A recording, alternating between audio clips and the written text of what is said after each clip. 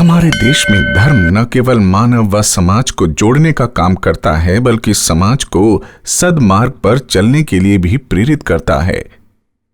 जिससे समाज में समरसता एवं भाईचारे को भी बढ़ावा मिलता है। हमारे देश में विभिन्न धर्म एवं पंथ के अनुयायी रहते हैं, जो अपनी धार्मिक आस्था के लिए मंदिर, मस्जिद, गुरुद्वारे एवं अन्य धार्मिक स्थलों में जाते हैं, जहां वे ईश्वर से तारतम्य स्थापित करते हैं। वे धार्मिक स्थल नगरों, ग्रामीण स्थलों में सुविधानुसार इनका उपयोग कर सकें। वर्तमान में राजमार्गों और सड़कों के चौड़ीकरण के कार्य में कई धार्मिक स्थल इसकी जद में आ रहे हैं, जिस कारण राजमार्गों के विस्तारीकरण का कार्य अवरुद्ध हुआ है। चूंकि विस्तारीकरण एक महत्वपूर्ण एवं समयबद्ध कार्य है, अतः विस्तारीकरण में बाधक इन धार्मिक स्थलों को विस्थापित करना प्रशासन के समक्ष एक जटिल कार्य था। चूंकि धर्म में लोगों की अगाध आस्था होती है तथा वे भावनात्मक रूप से इससे जुड़े होते हैं, अतः बिना किसी आम सहमति से इन स्थलों को हटाने से लोगों की भावना भड़कने एवं अप्रिय स्थिति बनने की संभावना बन सकती थी।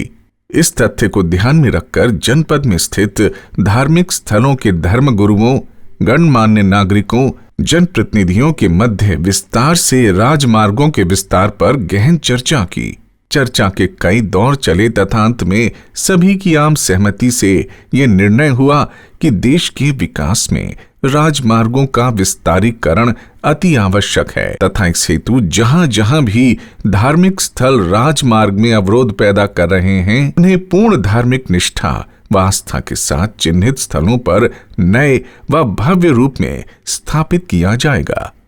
हमारे माननीय उच्चतम न्यायालय एवं माननीय उच्च न्यायालय के द्वारा विभिन्न समय पर निर्देश दिए गए, जिसके अगर समरी के तौर पे जो हमारे दो चीज़ ऐसे थे जो धार्मिक हमारी भावनाओं से जुड़े हुए थे, और धार्मिक संरचनाएं एवं धार्मिक संरचनाओं में के साथ में लगने वाले जो हमारे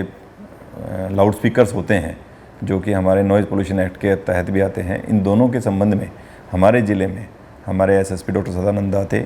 और उनके तत्कालीन एसएसपी थे, उनके द्वारा कुछ शुरुआत की गई। और चाहे हमारे मंदिर हों, मस्जिद हों, गुरुद्वारे हों, हमारी एक चर्च हो, ये सभी संरचनाएं उसके अंदर आती हैं। हमारी मोर देन 70 इस प्रकार की बड़ी और छोटी स्ट्रक्चर्स हटाई जा चुकी हैं, और जो बाकी बची हुई हैं उनको भी 100% जो इस प्रकार की हैं, उनको पब्लिक के द्वारा, उनको विभिन्न धर्म के जो अनुयायी हैं उन लोगों के द्वारा स्वयं उस चीज़ को समझ करके और माननीय उच्चतम न्यायालय और माननीय उच्च न्यायालय के आदेशों का न केवल अनुसरण करते हुए उसको समझ करके अच्छे ढंग से प्रेज भी करते हुए कि हमारे ही, अगर देखें तो हमारे ही हक के लिए है और हमारे ही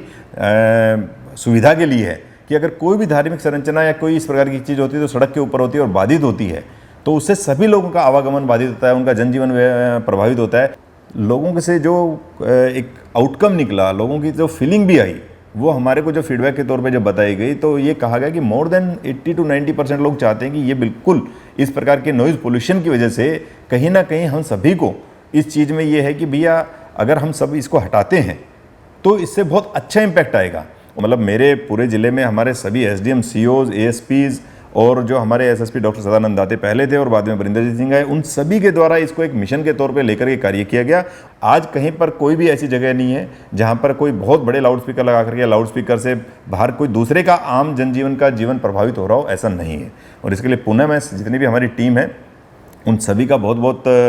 धन्यवाद देना चाहता हूँ कि उनके द्वारा इसको एक मुहिम के तौर पर और इसको एक मिशन के तौर पर लोगों को मिला करके, लोगों को साथ लेकर के कार्य किया गया। धन्यवाद।